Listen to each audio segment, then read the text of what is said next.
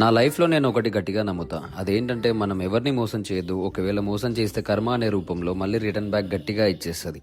అలాగే మనల్ని నమ్మి ఒక కస్టమర్ మనకి ఈవెంట్ ఇచ్చినప్పుడు ఆ ఈవెంట్ సక్సెస్ చేసామో లేదో వాళ్ళ హ్యాపీనెస్లో మనకు అర్థమైపోతుంది. రీసెంట్గా మనం November 2 ఈవినింగ్ ఒక రిసెప్షన్ చేసామండి.